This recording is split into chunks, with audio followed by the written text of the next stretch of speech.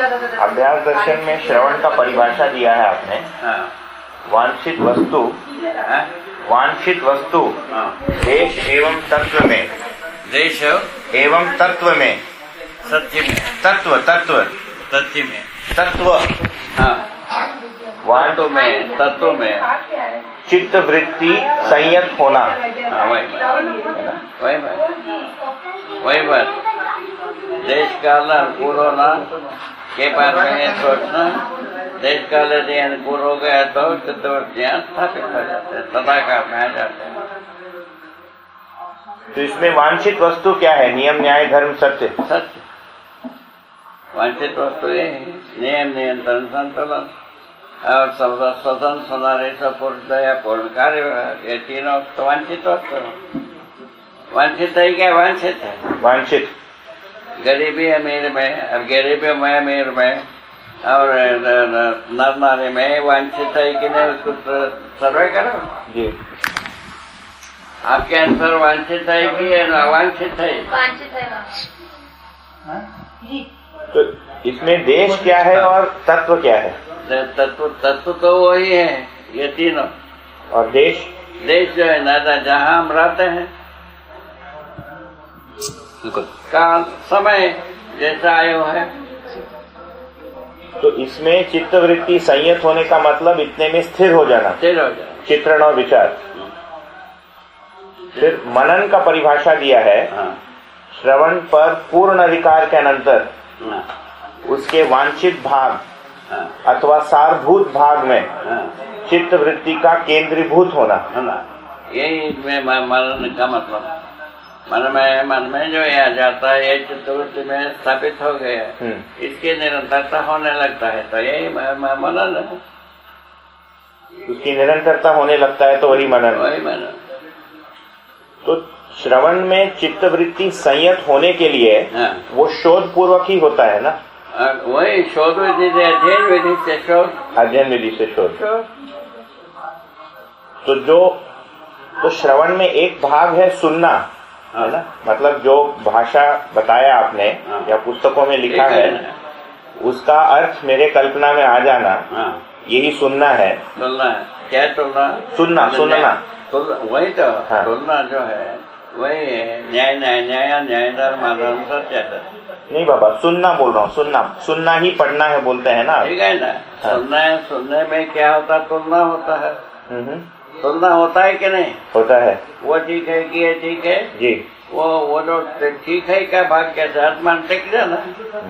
मतलब यही श्रवण, क्या ये कहना ठीक है कि श्रवण होने के लिए न्याय धर्म सत्य के दृष्टि से तुलन होना आवश्यक है? नहीं तो श्रवण होता है। नहीं तो श्रवण क्या होगा? वही प्रिय हित लाभ का ही हो जाता है। वही।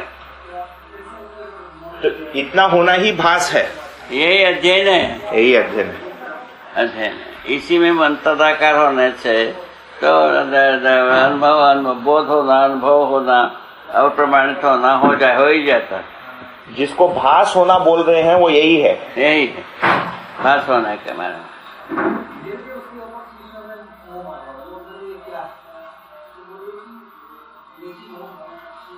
उसके बाद आभास, साक्षात्कारी आभास है ना? आभास।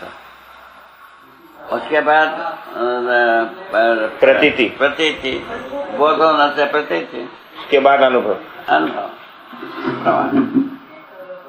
तो जैसे आपने कुछ कहा और उसका मैंने श्रवण किया, तो जैसे नियम और न्याय क्या है इस पर जब मेरा शोध मैं करता हूँ, शोध पूरा हो गया नहीं, वो जब शोध कर रहा हूँ, वो जब शोध करने की जो प्रक्रिया है, वो मनन प्रारंभ हो रहा है वहाँ पर।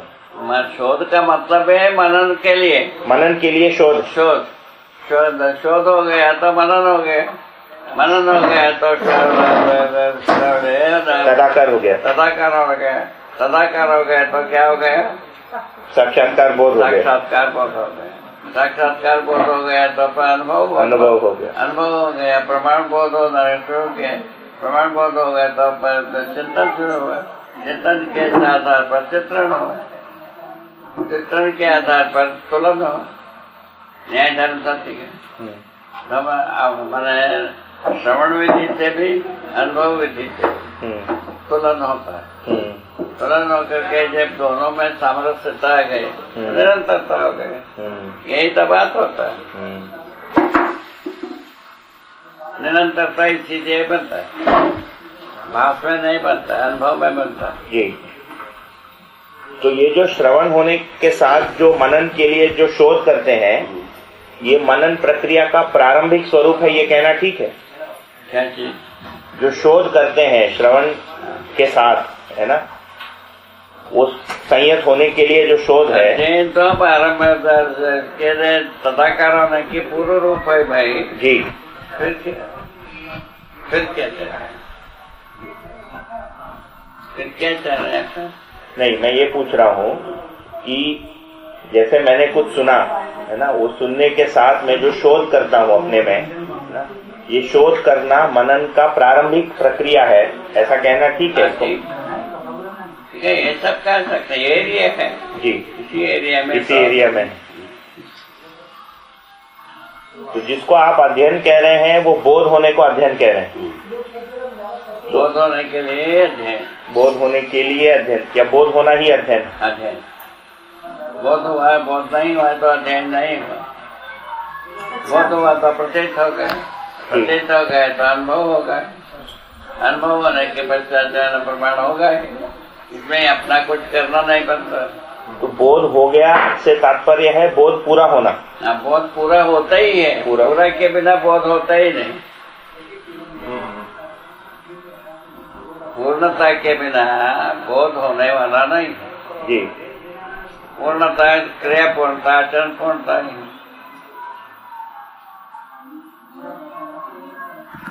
ठीक समझ में आता है? क्रिया पूर्णता, आचरण पूर्णता ही, जैसे ये पूर्णता। पूर्णता के बिना बोध होता ही नहीं। क्रिया पूर्णता के बिना पूर्णता का बोध पहले होता है, उसके बाद आचरण पूर्णता का बोध होता है जी। इतना ही। बोध होने के पश्चात प्रतीत होता ही सत्य, न्याय धर्म सत्य प्रतीत हो गए। प्रतीत होने के बाद अनुभव और भागवे। बोध होना और प्रतीत होना दोनों एक ही चीज, दोनों एक से। जैसे क्रम से साक्षात्कार होता है, बताता तो यह पहले क्रिया पूर्णता प्रतीत होता है, आचरण पूर्णता उसके बाद होता है। तो क्रियापूर्णता प्रतीत होने में वही नियम न्याय धर्म सत्य ही है। ठीक है ना?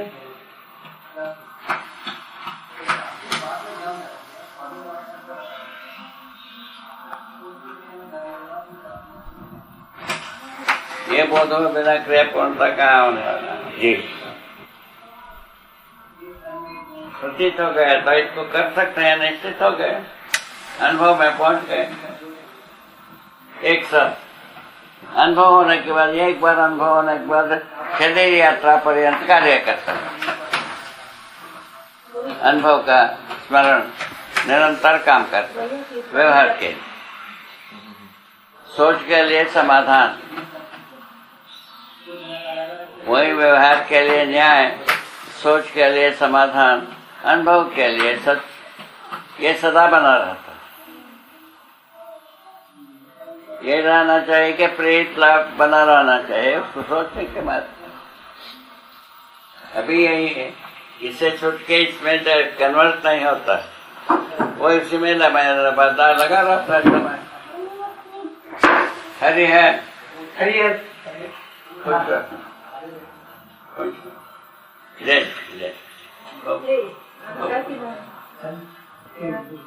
जैसे मनन के लिए आपने जो लिखा है कि श्रवण पर पूर्ण अधिकार के अनंतर, ठीक है, इससे ऐसा लगता है कि पूरा श्रवण किए बिना वो कुछ होने वाला मनन संभव नहीं है। संभव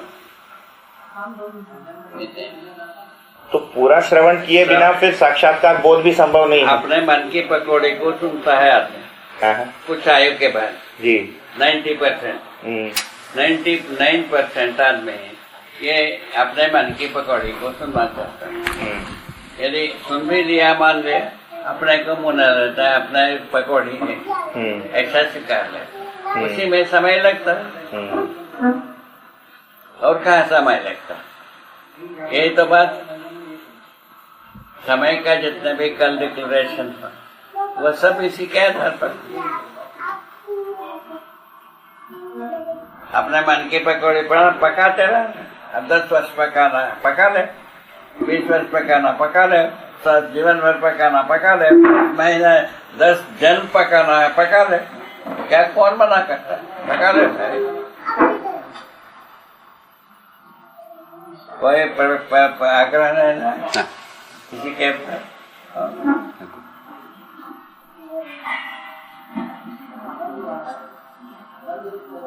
इसमें सटीक श्रवण पर पहला, उसके बाद मनन, उसके बाद निधिध्यासन। निधिध्यासन का मतलब अनुभव। पहले अवधारणा फिर अनुभव। पहले श्रवण, उसके बाद अवधारणा, उसके बाद निधिध्यासन।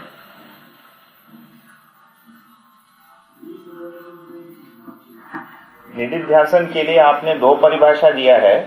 एक है निश्चित अवधारणा की स्थापन प्रक्रिया ही निधिध्यास है ना? और दूसरा अनुभव में होना या केंद्रीकृत ध्यान, इसको दोनों को निधिध्यास कहा है। ठीक है, श्रवण विधि से ये है, श्रवण अनुभव विधि से वो है। जी दोनों लिखा जी। लिखना था ना जी नहीं लिखना था? नहीं लिखना था।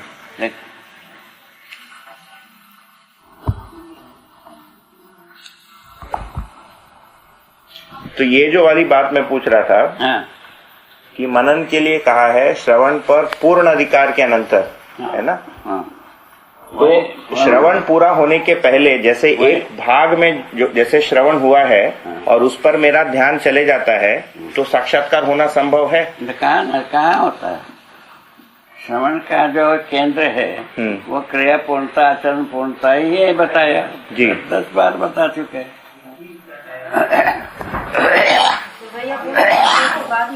क्रिया पूर्णता में क्या होता है, आचरण पूर्णता में क्या होता है बता दिया। ठीक है ना? हाँ। क्रिया पूर्णता में आज न्याय पूर्वक देने न्याय सम्मत धर्म और सत्य हो जाता है। हाँ। और क्रिया पूर्णता में सत्य सम्मत न्याय और धर्म होता है। इस ढंग से काम दोनों में एक ही है, किंतु प्राथमिकता क्या है वो अंतर।